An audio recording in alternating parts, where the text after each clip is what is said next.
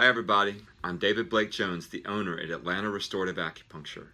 I'm very excited because this is my first Facebook Live and I'm going to talk about something I'm very passionate about because it has significance for me, and I believe by the end of this you'll understand why it should be significant for you as well.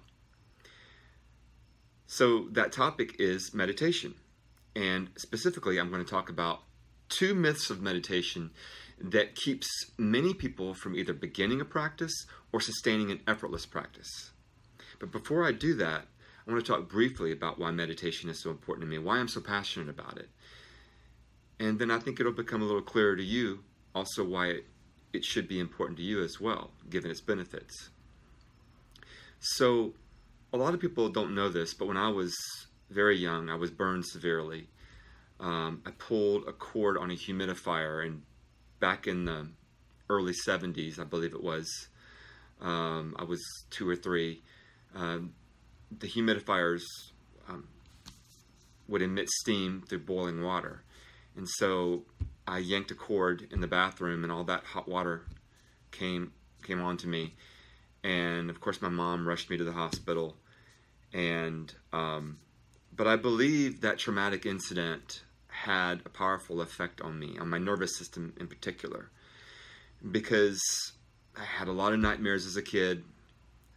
I was a very stressed out kid in high school, college, and I began to really suffer when I was in grad school, soon after I graduated from college. I would lie awake at night till 6 a.m. in the morning most nights.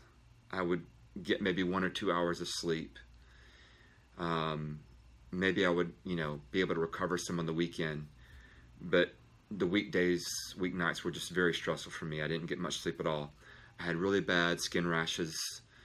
I had painful abdominal cramping and excessive gas. I had frequent colds and flus, frequent sore throats, really bad fatigue for somebody of my age, and a low sex drive for somebody in their early 20s. It was really low. And I really believe that part of that was due to the fact that I had never learned to relax, and my physiology was stuck in a fight or flight response because of that traumatic incident. Now, I made an appointment to see a psychiatrist at some point when I was in graduate school because I was getting very depressed. And I was determined to get on antidepressants.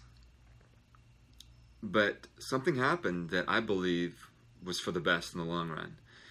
The doctor's office at the school, somehow the schedule I was not scheduled properly, and they called to tell me I was going to have to wait another month to see the doctor. Well, again, I was determined to feel better, and I think I instinctively knew that there had to be things I could do to awaken my inner healer. Ironically, I was in a program, a School of Public Health, learning how to promote wellness.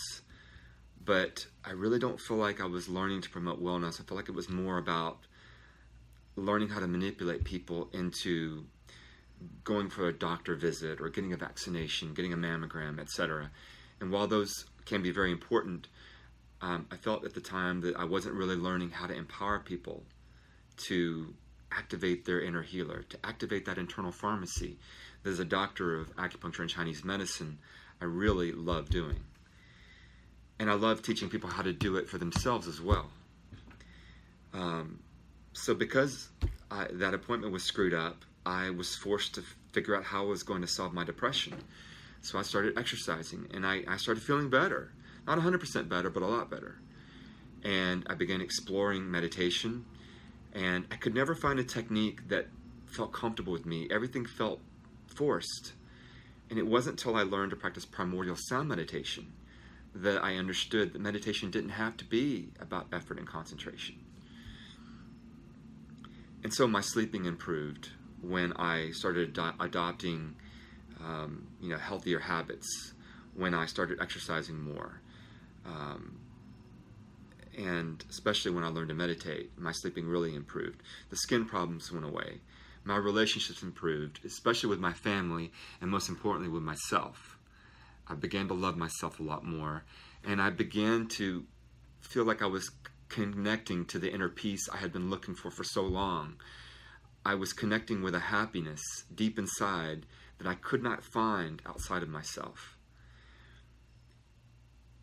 So that's why meditation is so important to me, because it really turned my life around and inspired me to continue to become a healer.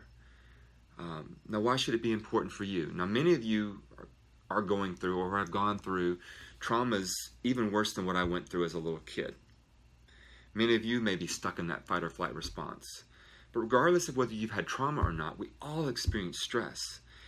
And that regular activation of the fight or flight response that comes with stress, the increased heart rate, the increased blood pressure, the decreased immunity, the increased clotting of the blood, the movement of blood from our organs to our external part of our body, that's not good for us in the long run. It leads to chronic disease. It leads to heart disease, cancer, digestive problems, insomnia, addictions, you name it. It leads to more colds and flus. So there are now hundreds of studies documenting the power of meditation to counterbalance the fight or flight response. So that is why meditation should be important for you as well. It's such a powerful tool to activate your internal pharmacy. I can't stress that enough, and that's why I'm so passionate about it. And that's why I love sharing the wisdom of meditation with my students. But let's get into these two myths, because maybe they've kept you from starting a practice or sustaining a practice. So the first myth is that meditation requires effort and concentration. That's wrong. Effort and concentration imply thought, and thought leads to thought. And in meditation, we're moving away from the noise in our head towards more abstract thought and ultimately silence. So then how do we meditate? Well, we need the right technique. We need a way for our mind to be coaxed into letting go. We need a way to become a witness to our mind rather than captive to it. And thankfully, the yogis came up with techniques like primordial sun meditation that allow people who don't have time to sit in silence all day to get a glimpse of our soul. In primordial sun meditation, we're putting our gentle attention on a sound, which has no specific meaning. So there's nothing to keep our attention at the level of the intellect. And because of that, it disconnects our thoughts from one another in a good way, so that we become more aware of the silence between our thoughts, so that our physiology has a chance to calm down and get some much needed rest. We experience a level of rest twice as deep as the deepest stage of sleep when we meditate with effortlessness and experience the state of restful awareness that scientists have documented in research studies. So that's the first myth. We don't need to force or concentrate. We just need an effortless technique that will coax our mind into letting go. The second myth is that we meditate for the experience we have in the meditation. That's not true. For while meditation can be quite blissful, the real reason we meditate is because of the after effect it has on our life. When we meditate, we go into the field of pure awareness, the state of restful awareness that I discussed. It's in that space between our thoughts that most of us are never aware of because we're so captive to our mind. Now, some of us may become aware of that space or realize that we've been in it when we're at the beach or if we are on vacation, have some time off, but we need a way to do that on a daily basis to counteract the fight or flight response, to prevent disease, to experience greater inner peace. So in truth, we meditate for the after effect. So it's like diving into a pool. When you get out of the pool, you're still wet. You carry a residue of the water with you. Well, it's the same for meditation. When we meditate, we touch the field of pure awareness. Our awareness is expanded, and a residue of that comes back with us out of the meditation into our daily life. So we have more inner peace. We have a healthier physiology. We have fewer colds and flus. we have a lower chance of getting cancer. We have a lower chance of getting heart disease.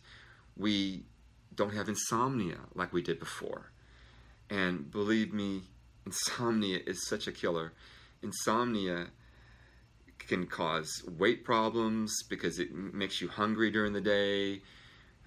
It's bad for your immune system. It makes it very hard for you to have inner peace and to be happy.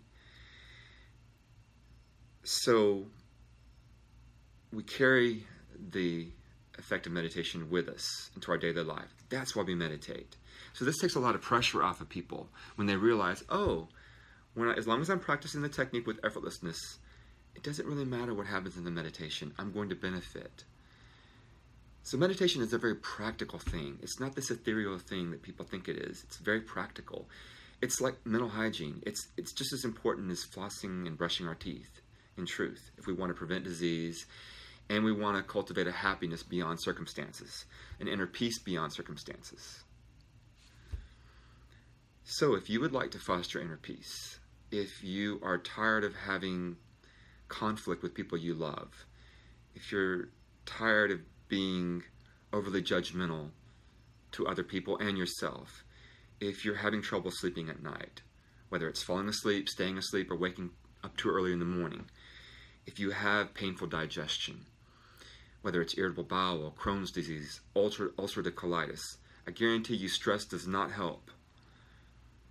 If you have fatigue, if you have a low sex drive, if you are just not feeling that you're living the life you want, meditation is one thing that we can say with simplicity that in general it improves the quality of your life. It doesn't make everything perfect, doesn't make everything okay, but in general it improves the quality of your life. And a daily practice is so worth it. So if you would like to experience the benefits of meditation, I'm going to be holding a class in Primordial Sun Meditation the weekend of October 27th and 28th from 3:30 to 6 p.m.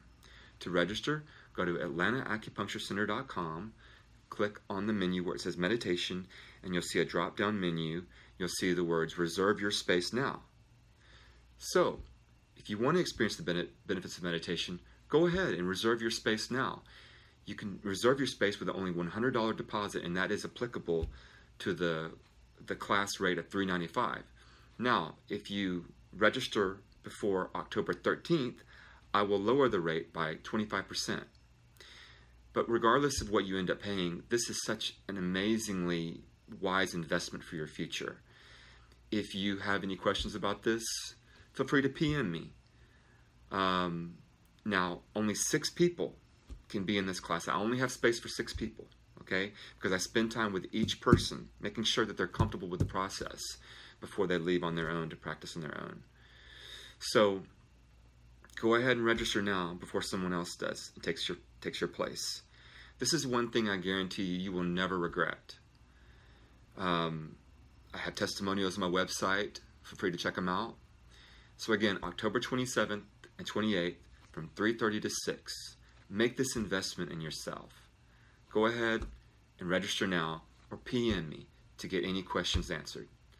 Now, please be sure to look for other Facebook Lives coming up. I'm going to be touching on other topics, such as the role of acupuncture and Chinese medicine in healing eye and vision problems, like glaucoma, diabetic retinopathy, retinitis pigmentosa, dry eyes.